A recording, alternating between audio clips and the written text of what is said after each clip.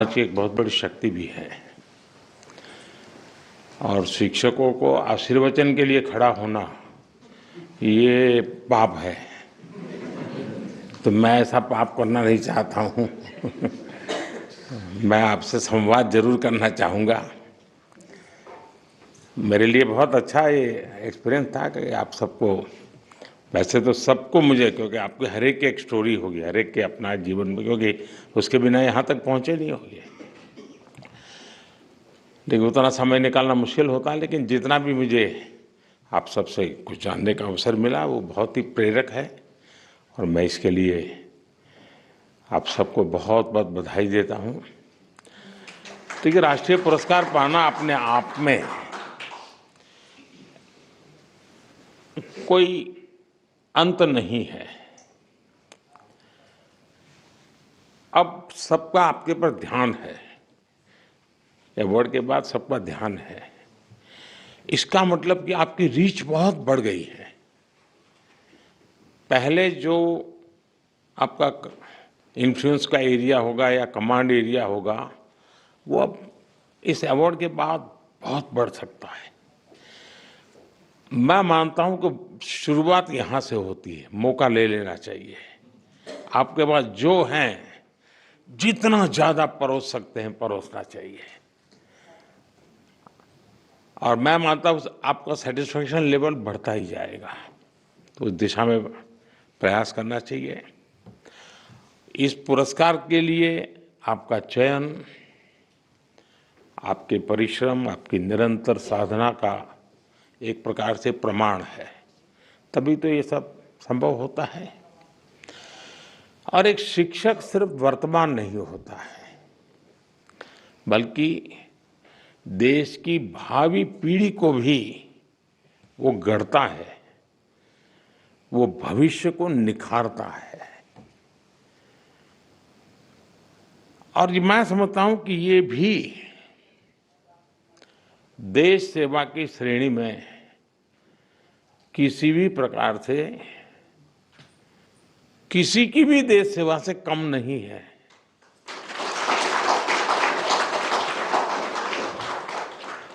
आज करोड़ों शिक्षक आपकी तरह ही पूरी निष्ठा, तत्परता और समर्पण भाव से देश सेवा में जुटे हैं। सबको यहाँ आने तक का अवसर नहीं मिलता है। हो सकता है बहुत लोगों ने प्रयास भी नहीं किया होगा, कुछ लोगों ने नोटिस भी नहीं किया होगा, और ऐसी क्षमता वाले बहुत लोग होंगे जी, बहुत लोग होंगे। और इसलिए उन सबके सामूहिक प्रयासों का परिणाम है कि राष्ट्र निरंतर उन्नति करता है। नई नई पीढ़ी तैयार होती है जो राष्ट्र के लिए जीती है और उसमें सबका योगदान होता है। साथियों, हमारा देश हमेशा से गुरु शिष्य परंपरा का उपासक रहा है।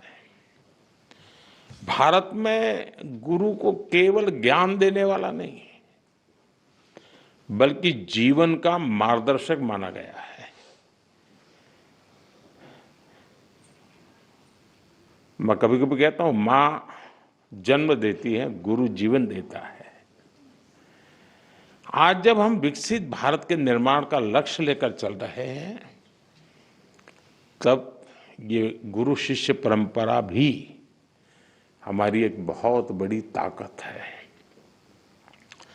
आप जैसे शिक्षक इस श्रेष्ठ परंपरा के प्रतीक है। आप नई पीढ़ी को सिर्फ अक्षर ज्ञान ही नहीं, बल्कि राष्ट्र के लिए जीने की सीख भी दे रहे हैं। आपके मन में कहीं ना कहीं भाव रहता है कि जिस बच्चे के लिए मैं समय खपा रहा हूं, हो सकता है वो देश के लिए कहीं काम आ जाए। और इस सारे पुरुषार्थ के लिए मैं आप सबका अभिनंदन करता हूं। साथियों, शिक्षक एक मजबूत देश, एक सशक्त समाज की बुनियाद होते हैं। शिक्षक पाठ्यक्रम में सिलेबस, समय के अनुकूल बदलाव, इन सारी बातों को समझते भी हैं। कालबाह्य चीजों से वो मुक्ति चाहते हैं। और यही भावना देश के लिए होने वाले रिफॉर्म्स में भी होती है। अभी धर्मेंद्र जी ने उसका उल्लेख किया तो मैं भी उस बात को आगे बढ़ाता हूं। एक तो निरंतर रिफॉर्म्स होते रहने चाहिए, ये समय के अनुकूल भी हो और दीर्घदृष्टा भी हो, उसमें भविष्य को समझना, मानना, स्वीकारना, ये उसके स्वभाव में होना चाहिए। और जहां तक इस सरकार का कमिटमेंट है, हम पूरी तरह इसके लिए कमिटेड हैं, क्योंकि हम मानते हैं कि समयानुकूल परिवर्तन के बिना हम आज की वैश्विक परिस्थिति में हमारे देश को जो स्थान का उसका हक है, वो हक नहीं दिला सकते हैं। और साथियों, मैंने लाल किले से इस बार 15 अगस्त को कहा था कि भारत को आत्मनिर्भर बनाने के लिए नेक्स्ट जनरेशन रिफॉर्म करना बहुत जरूरी है। मैंने देशवासियों से भी ये वादा किया था कि इस दिवाली और छठ पूजा से पहले खुशियों का डबल धमाका होगा। अब आप लोग तो यहाँ 2 दिन से ये सब जगह अब आपका चरण रज लेने का प्रयास होता होगा, तो आपको शायद अखबार देखने का मौका नहीं मिला होगा, न टीवी देखने का मौका मिला होगा, या तो घर पे बात करते हो, अरे वहाँ फोटो छपी है।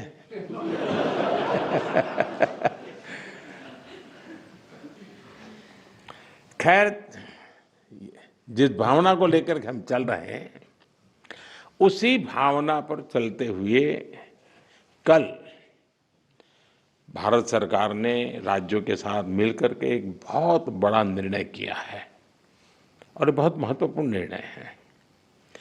अब जीएसटी और भी ज्यादा सिंपल हो गया है, सरल हो गया है।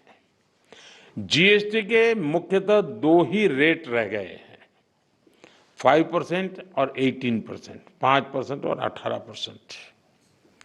और 22 सितंबर सोमवार, जब नवरात्र का पहला दिन है, और ये सारी चीजों का मातृशक्ति को संबंध तो बहुत ही रहता है, और इसलिए नवरात्रि के इस प्रथम दिवस पर जीएसटी का जो एक रिफॉर्म वर्जन है, नेक्स्ट जनरेशन रिफॉर्म किया हुआ, वो लागू हो जाएगा।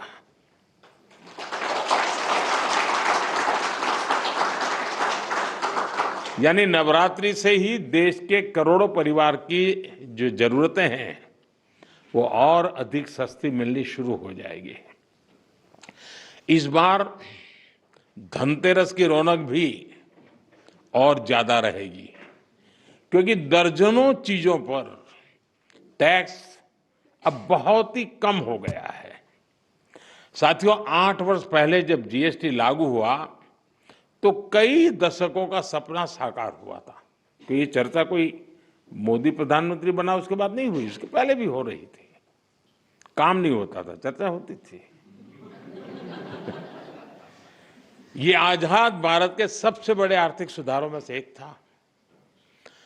तब देश को अनेकों तरह के टैक्स के जाल से मुक्ति दिलाने का एक बहुत बड़ा काम हुआ था। अब 21वीं सदी में आगे बढ़ते भारत में जीएसटी में भी नेक्स्ट जनरेशन रिफॉर्म की आवश्यकता थी, और उसको किया गया है। मीडिया के कुछ साथी इसको जीएसटी 2.0 के रूप में कह रहे हैं, लेकिन असल में ये देश के लिए सपोर्ट और ग्रोथ की डबल डोज है। डबल डोज यानी एक तरफ देश के सामान्य परिवार की बचत, और दूसरी तरफ देश की अर्थव्यवस्था को नई मजबूती। नए जीएसटी रिफॉर्म से देश के हर परिवार को बहुत बड़ा फायदा होगा। गरीब न्यू मिडिल क्लास, किसान, महिलाएं, स्टूडेंट्स, नौजवान, सभी को जीएसटी टैक्स कम करने से जबरदस्त फायदा होने वाला है। पनीर से लेकर के शैम्पू साबुन तक सब कुछ पहले से कहीं सस्ता होने वाला है और इससे आपको महीने का खर्च, रसोई का खर्च भी बहुत कम हो जाएगा। स्कूटर, कार पर भी टैक्स कम कर दिया गया है। इसका बहुत फायदा उन नौजवानों को होगा जो अभी अपनी नौकरी शुरू कर रहे हैं। जीएसटी कम करने से घर का बजट बनाने और अपनी लाइफस्टाइल अच्छी करने में भी आपको मदद मिलेगी। साथियों, कल जो निर्णय हुआ ये कितना सुखद है, इसका असली प्रभाव तब और पता चलेगा जब आप जीएसटी से पहले के टैक्स दरों को याद करेंगे। कभी कभी क्या होता है, पता ही नहीं रहता है कि अच्छा पहले ऐसा था, और इसलिए कभी कभी पहले की चीज याद करते हैं तब पता चलता है यहां से यहां चले गए। अब आपके घर परिवार में भी बच्चा 70 मार्क लाता है स्कूल में आपके यहाँ, और 70 का 71, 72, 75 करेगा, ध्यान नहीं जाता है। लेकिन हम 99 कर लें तो तुरंत जाता है कि हर कुछ कमाल है इसने। तो मेरा कहना यही है कि साथियों, साल 2014 से पहले करीब करीब हर सामान पर, उस समय की जो सरकार थी, मैं किसी सरकार की आलोचना करने के लिए नहीं यहां आया, लेकिन एक आप टीचर हैं तो कंपैरिजन आप बड़े आराम से कर सकते हो और बच्चों को बता भी सकते हो। उस समय कितनी बड़ी मात्रा में टैक्स लिया जाता था पुरानी सरकार में। 2014 में मेरे आने से पहले रसोई का सामान हो या खेती किसानी से जुड़ी चीजें हो या फिर दवाइयां और यहां तक जीवन बीमा भी, ऐसी अनेक चीजों पर कांग्रेस सरकार अलग अलग टैक्स लेती थी। अगर वही दौर होता, अगर आज आप 2014 के हिसाब से होते तो आपको 100 रुपया की अगर चीज कोई खरीदते हैं तो 20-25 रुपया टैक्स का देना पड़ता है, अगर उस समय का हिसाब लगाए तो। लेकिन अब आपने मुझे सेवा का मौका दिया है। भाजपा सरकार में, एनडीए सरकार में हमारा जोर इस बात का है कि बचत कैसे ज्यादा से ज्यादा हो, परिवारों का खर्चा कम कैसे हो, और इसलिए अब जीएसटी में इतनी ज्यादा कटौती कर दी गई है। साथियों, कांग्रेस की सरकार ने कैसे आपका मंथली बजट बढ़ाया हुआ था, ये कोई भूल नहीं सकता है। टूथपेस्ट, साबुन, हेयर ऑयल, इन पर 27% टैक्स, आज आपको याद नहीं होगा लेकिन आप देते थे। खाने की प्लेट, कप प्लेट, चम्मच, ऐसे सामान पर 18 से लेकर के 28% टैक्स हुआ करता था। टूथ पाउडर 17% टैक्स, यानी रोजमर्रा की ऐसी हर चीज पर उस कांग्रेस के जमाने में इतना सारा टैक्स लगता था। हालत ये थी कि कांग्रेस वाले बच्चों की टॉफी पर भी 21% टैक्स लेते थे। ये कभी उस समय अखबार में आपका ध्यान गया होगा कि नहीं, वो पता नहीं। मोदी ने किया होता तो बाल नोच लेते। साइकिल जो देश के करोड़ों लोगों की रोज की जरूरत है, उस पर भी 17% टैक्स हुआ करता था। सिलाई मशीन लाखों लाख माताओं बहनों के लिए स्वाभिमान और स्वरोजगार का एक जरिया है, यंत्र है, इस पर 16% टैक्स होता था। मिडिल क्लास के लिए घूमना फिरना तक कांग्रेस ने बहुत मुश्किल कर दिया था। कांग्रेस राज में होटल के कमरे की बुकिंग पर 14% टैक्स, और उसके ऊपर कई राज्यों में लग्जरी टैक्स लगता था, वो अलग। अब ऐसे हर सामान और सर्विस पर सिर्फ और सिर्फ 5% टैक्स लगा करेगा। अब आपको ध्यान में आता है कि 5% में क्या, वरना कोई तो लिखेगा ओह अभी भी मोदी 5% लेता है। होटलों में 7,500 रुपया के कमरों में भी 5% ही टैक्स लगने वाला है। ये काम किया है आपने, काम करने वाली सरकार चुनी, वैसी भाजपा एनडीए सरकार ने किया है। साथियों, पहले अक्सर ये शिकायत रहती थी कि भारत में इलाज बहुत महंगा था, छोटे छोटे टेस्ट तक गरीब और मिडिल क्लास की पहुंच से बाहर होता था। कारण ये था कि कांग्रेस सरकार डायग्नोस्टिक किट जो पर होती है उस पर 16% टैक्स लेती थी। हमारी सरकार ने ऐसे हर सामान पर टैक्स को सिर्फ 5% कर दिया है। साथियों, कांग्रेस के राज में घर बनाना बहुत ही महंगा काम था। क्यों? क्योंकि सीमेंट पर कांग्रेस सरकार 29% टैक्स वसूलती थी। जैसे तैसे घर बना भी लिया तो एसी और टीवी या पंखा कुछ भी लाना है वो भी महंगा हो जाता था, क्योंकि कांग्रेस सरकार ऐसे सामानों पर 31% टैक्स वसूलती थी, 31%। अब हमारी सरकार ने ऐसे हर सामान पर टैक्स को 18% कर दिया, करीब करीब आधा कर दिया है। साथियों, कांग्रेस राज में किसान भी बहुत दुखी थे। 2014 से पहले किसान की खेती लागत अधिक थी और लाभ बहुत कम था। कारण यह था कि खेती किसानी के सामान पर भी कांग्रेस सरकार बहुत अधिक टैक्स वसूलती थी। ट्रैक्टर हो या सिंचाई के उपकरण हो, हाथ के औजार हो, पंपिंग सेट्स हो, ऐसे उपकरणों पर 12 से 14% तक टैक्स लिया जाता था। अब ऐसे अनेक सामानों पर जीएसटी 0 या 5% कर दिया गया है। साथियों, विकसित भारत का एक और स्तंभ है हमारी युवा शक्ति। हमारे नौजवानों को ज्यादा रोजगार मिले, जो छोटे मोटे बिजनेस में हैं उनको आसानी हो, ये भी सुनिश्चित किया गया है। हमारे जो ऐसे सेक्टर हैं जिसमें सबसे ज्यादा लेबर लगती है, उनको जीएसटी की कम दरों से बहुत बड़ा सहारा मिलने वाला है। टेक्सटाइल हो, हैंडीक्राफ्ट हो, लेदर हो, इसमें काम करने वाले साथी, इस बिजनेस से जुड़े साथियों को बड़ी मदद मिली है। इसके साथ साथ कपड़ों और जूतों की कीमतों में भी बहुत कमी आने वाली है। हमारे स्टार्टअप्स, एमएसएमई, छोटे व्यापारी, कारोबारियों के लिए टैक्स तो कम हुआ ही है, साथ ही कुछ प्रक्रियाओं को भी सरल किया गया है। इससे उनकी सहूलियत और बढ़ेगी। साथियों, नौजवानों को एक और फायदा फिटनेस के सेक्टर में भी होने वाला है। जिम, सैलून, योगा जैसी सर्विसेज पर टैक्स कम किया गया है।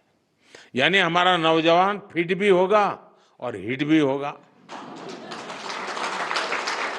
और मैं आपको याद दिला दूं, सरकार आपकी फिटनेस के लिए इतना कुछ कर रही है, तो एक बात मैं बार बार कहता हूं, अब तो ऐसे लोग हैं डेली 200 लोगों से बात करते हैं आप लोग।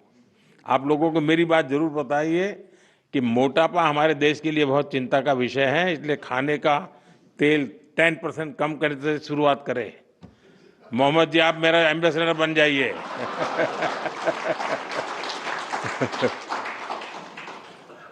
ओबेसिटी के खिलाफ लड़ाई कमजोर नहीं पड़नी चाहिए। साथियों, अगर जीएसटी में हुए इस रिफॉर्म्स का अगर मैं सार बताऊं तो यही कह सकता हूं कि इससे भारत की शानदार अर्थव्यवस्था में पंचरत्न जुड़े हैं। पहला, टैक्स सिस्टम कहीं अधिक सिंपल हुआ। दूसरा, भारत के नागरिकों की क्वालिटी ऑफ लाइफ और बढ़ेगी। तीसरा, कंजम्पशन और ग्रोथ दोनों को नया बूस्टर मिलेगा। और चौथा, ईज ऑफ डूइंग बिजनेस से निवेश और नौकरी को बल मिलेगा। और पांचवा, विकसित भारत के लिए कोऑपरेटिव फेडरलिज्म यानी राज्यों और केंद्र की साझेदारी और मजबूत होगी। साथियों, नागरिक देवो भव ये हमारा मंत्र है। इस वर्ष सिर्फ जीएसटी में ही कमी नहीं की गई। इनकम टैक्स में भी बहुत कम किया गया है। 12 लाख रुपए तक की इनकम पर टैक्स को जीरो किया गया है। आजकल तो आप आईटीआर फाइल कर रहे हैं, तब इस फैसले का सुखद एहसास और भी अधिक होता है कि नहीं, यानी इनकम में भी बचत और खर्च में भी बचत। अब ये डबल धमाका नहीं है तो क्या है। साथियों, आजकल महंगाई की दर भी बहुत निचले स्तर पर है, नियंत्रण में है। और यही तो प्रो पीपल गवर्नेंस है।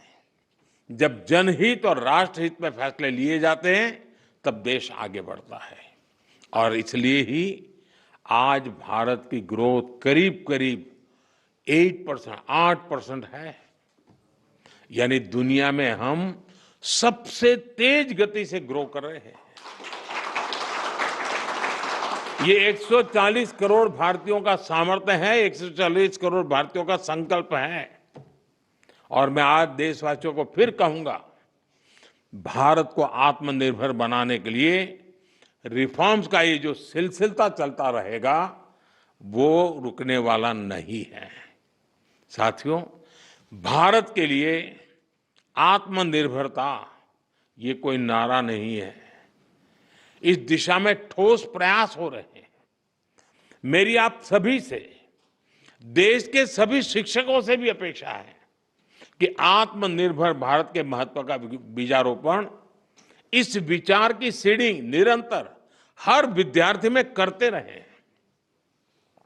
आप ही हैं जो बच्चों को बहुत सरलता से उनकी अपनी भाषा और बोली में भारत के आत्मनिर्भर होने के महत्व को समझा सकते हैं।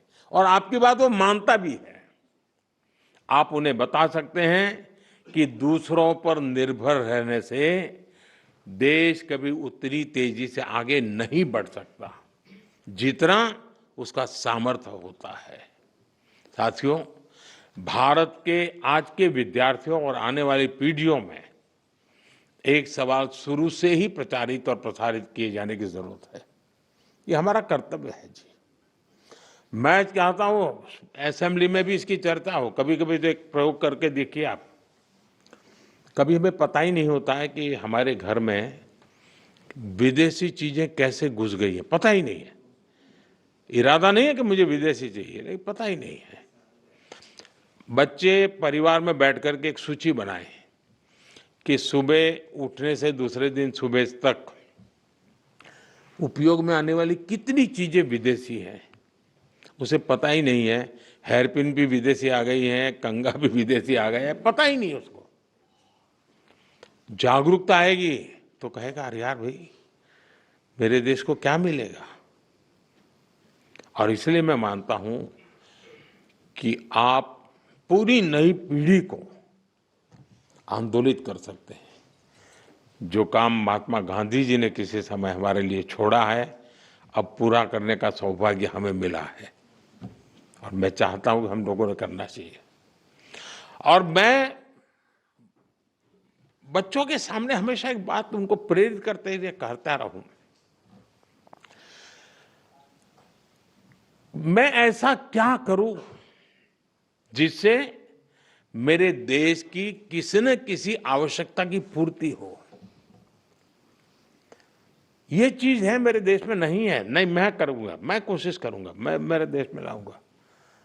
अब आप कल्पना कीजिए, हमारे देश में आज भी 1 लाख करोड़ रुपया का खाने का तेल बाहर से लाना पड़ता है। खाने का तेल। हम कृषि प्रधान देश हैं। या तो हमारी लाइफस्टाइल, या हमारी आवश्यकताएं, या हमारी मजबूरियां, तो ऐसी बहुत सी चीजें हैं। देश को आत्मनिर्भर बनाना ही पड़ेगा। अब 1 लाख करोड़ रुपया बाहर जाता है, वो यहीं रहता तो कितने स्कूल के बिल्डिंग बन जाते, कितने बच्चों की जिंदगी बन जाती। और इसलिए आत्मनिर्भर भारत की बात को हमने अपना जीवन मंत्र बनाना पड़ेगा और हमने नई पीढ़ी को उसके लिए प्रेरित करना पड़ेगा। और देश की आवश्यकता के साथ खुद को जोड़ना चाहिए, ये बहुत जरूरी है। ये देश ही है जो हमें कहाँ से कहाँ पहुँचाता है। ये देश ही है जो हमें इतना कुछ देता है। इसलिए हम देश को क्या दे सकते हैं, देश की किस जरूरत को पूरा कर सकते हैं, ये हर विद्यार्थी के मन में, हमारी नई पीढ़ी के मन में जरूर रहना चाहिए। साथियों, आज भारत के स्टूडेंट्स में इनोवेशन के प्रति, साइंस और टेक्नोलॉजी के प्रति नया रुझान पैदा हुआ है। इसमें बहुत बड़ी भूमिका चंद्रयान की सफलता ने निभाई है। चंद्रयान ने देश के बच्चों को साइंटिस्ट बनने के लिए, इनोवेटर बनने के लिए प्रेरित किया। अभी हमने हाल ही में देखा, स्पेस मिशन से लौटे ग्रुप कैप्टन शुभांशु शुक्ला जब अपने स्कूल पहुंचे तो कैसे पूरा वातावरण बदल चुका। शुभांशु की इस उपलब्धि में उनके शिक्षकों का योगदान जरूर रहता है, तभी तो होता है। यानी शिक्षक नौजवानों को सिर्फ पढ़ाते ही नहीं है, उन्हें गढ़ते हैं, एक दिशा दिखाते हैं। साथियों, आपके इस प्रयास को अब अटल इनोवेशन मिशन और अटल टिंकरिंग लैब से भी मदद मिल रही है। अब तक देश में 10,000 अटल टिंकरिंग लैब बन चुकी हैं। देश ने 50,000 नई अटल टिंकरिंग लैब्स को बनाने का निर्णय लिया है। इस पर भी तेजी से काम चल रहा है। इन लैब्स में भारत के नौजवान पीढ़ी को इनोवेशन का हर मौका मिले, ये आप सभी शिक्षकों के प्रयासों से ही होने वाला है। साथियों, एक तरफ हमारी सरकार इनोवेशन पर, युवाओं को डिजिटल एम्पावर करने पर बल दे रही है, दूसरी तरफ डिजिटल दुनिया के जो दुष्प्रभाव है उनसे भी हमारी नई पीढ़ी को, हमारे स्कूल के बच्चों को, हमारे स्टूडेंट्स को, हमारे परिवार के बच्चों को, हमें उनको बचाना होगा। उनकी हेल्थ और प्रोडक्टिविटी बढ़ाने पर भी बल देना ये हम सबका सामूहिक कर्तव्य है। आपने अभी देखा होगा कि अभी पार्लियामेंट का जब सत्र चल रहा था तो हमने ऑनलाइन गेमिंग से जुड़ा एक कानून बनाया है। अब ये सब शिक्षकों को पता होना चाहिए। गेमिंग एंड गैम्बलिंग, दुर्भाग्य ऐसा है कि कहते तो गेमिंग है लेकिन हो जाता है जुआ।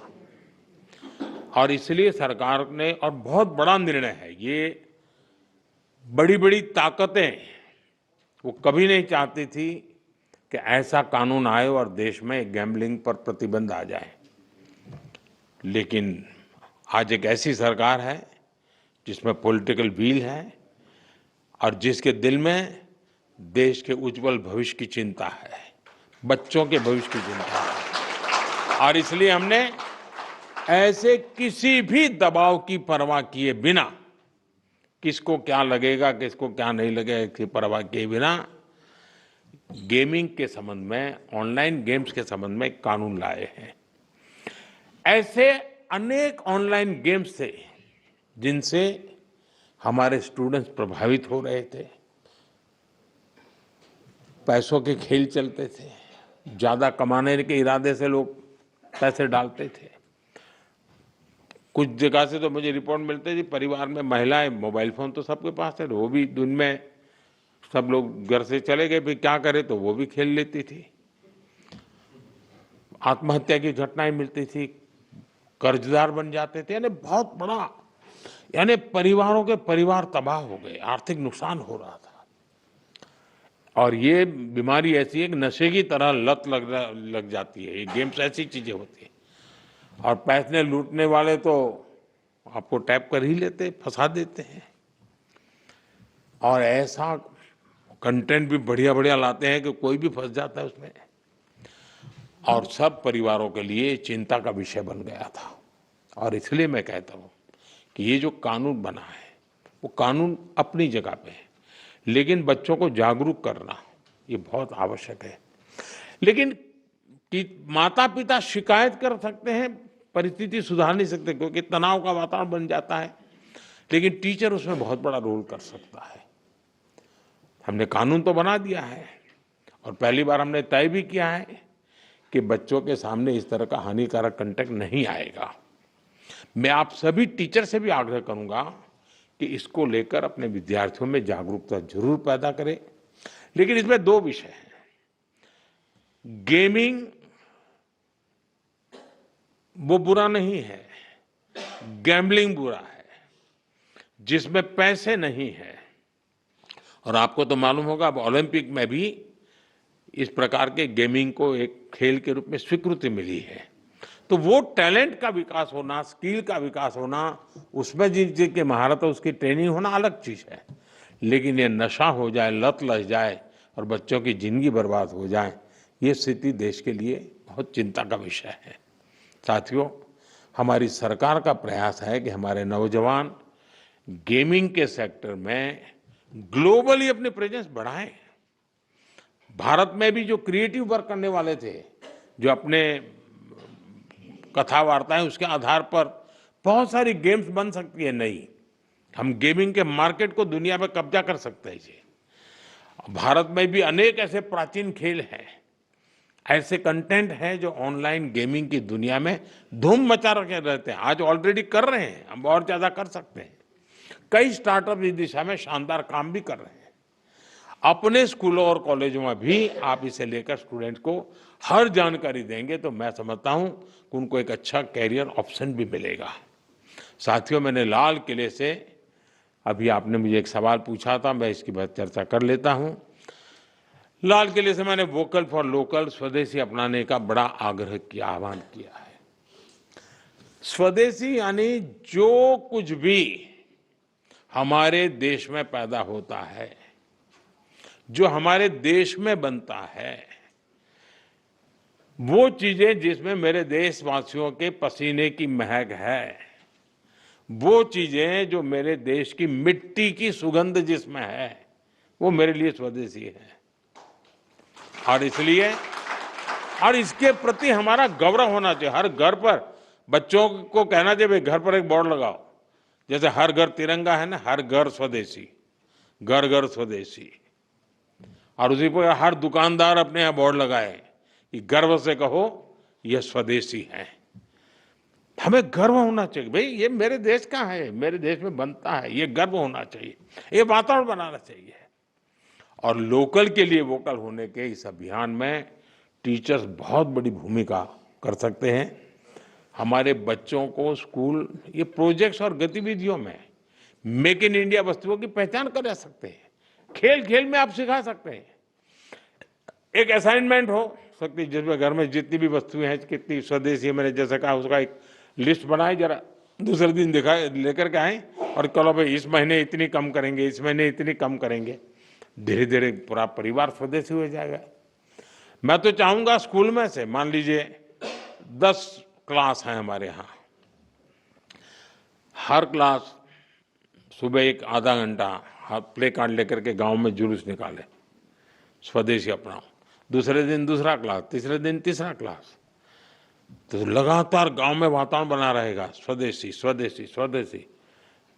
मैं मानता हूं देश की आर्थिक ताकत बहुत बढ़ सकती है जी। हर व्यक्ति छोटा सा भी काम कर ले। हम जो सपना लेकर के चले 2047 में देश को विकसित भारत बनाने का, और किसको नहीं लगेगा जी देश विकसित ना हो, ऐसा कौन चाहेगा? कोई नहीं चाहेगा। लेकिन हमें कोशिश कहीं से करनी पड़ेगी, हमें शुरू करना पड़ेगा। साथियों, हम स्कूलों में अलग अलग तरह के उत्सव भी बनाएं, उस उत्सव में भी स्वदेशी की बात ला सकते हैं। हमने देखना चाहिए कि इनमें हम क्या भारतीय उत्पादों को साज सज्जा के लिए उपयोग में लाते हैं। आर्ट क्राफ्ट, आज में स्वदेशी सामग्री का इस्तेमाल एक वातावरण बन जाना चाहिए। ये बच्चों में बचपन से स्वदेशी की भावना बढ़ाएगा। साथियों, स्कूलों में हम ऐसे कई डे मनाते हैं, स्वदेशी डे भी मनाएं, स्वदेशी वीक भी मनाएं, लोकल प्रोडक्ट का डे बनाएं। यानी हम एक कैंपेन के रूप में इस चीजों को अगर चलाएं, आप इसका नेतृत्व करें, आप समाज को नए रंग रूप से सजने के लिए एक बहुत बड़ा कंट्रीब्यूशन कर सकते हैं। और जहां बच्चे अपने परिवार से कोई लोकल वस्तु लाए और उसकी कहानी बताएं, ऐसा भी एक वातावरण बन सकता है। जो चीजें कहाँ बनी, किसने बनाई और देश के लिए उसका महत्व क्या है, इस पर चर्चा होनी चाहिए। जो लोकल मैन्युफैक्चरर्स हैं, जो पीढ़ियों से कुछ ना कुछ हस्तशिल्प बना रहे हैं, ऐसे परिवारों के साथ बच्चों का मेल मिलाप हो, या उनको स्कूलों में बुलाकर उनकी बातें सुनने का एक कोई कार्यक्रम बनाया जाए। बच्चे बर्थडे मनाते हैं तो उसके अंदर भी इस प्रकार की चीजों को जब गिफ्ट देते हैं, तो मैं समझता हूँ मेड इन इंडिया का एक वातावरण बने, कहते से गर्व से कहे, भाई देखिए मेड इन इंडिया है, मैं तुम्हारे लिए खास लाया हूं। कुल मिलाकर मेड इन इंडिया को हमें अपने जीवन का आधार बनाना है, अपना दायित्व समझकर आगे बढ़ना है, और इससे युवाओं में देशभक्ति, आत्मविश्वास और डिग्निटी ऑफ लेबर, ये जो वैल्यूज हैं वो स्वाभाविक रूप से समाज जीवन का हिस्सा बन सकते हैं। इससे हमारे नौजवान अपनी सफलता को राष्ट्र की प्रगति से जोड़ेंगे। ये विकसित भारत बनाने की सबसे बड़ी जड़ी बूटी है। मुझे विश्वास है कि आप सभी एक शिक्षक के रूप में राष्ट्र निर्माण के इस बड़े मिशन कर्तव्य भाव से जुड़ेंगे और इस देश को सामर्थ्यवान बनाने के काम को आप ही अपने कंधे पर उठाएंगे, तो निश्चित हमें जो परिणाम चाहिए वो परिणाम मिलेगा। आप सबको फिर से एक बार इस महत्वपूर्ण अवसर पर राष्ट्रीय पुरस्कार प्राप्त हुए, मैं बहुत बहुत बधाई देता हूं। और जो काम आप लोग हमेशा करते हैं वो काम आज मैं कर रहा हूं।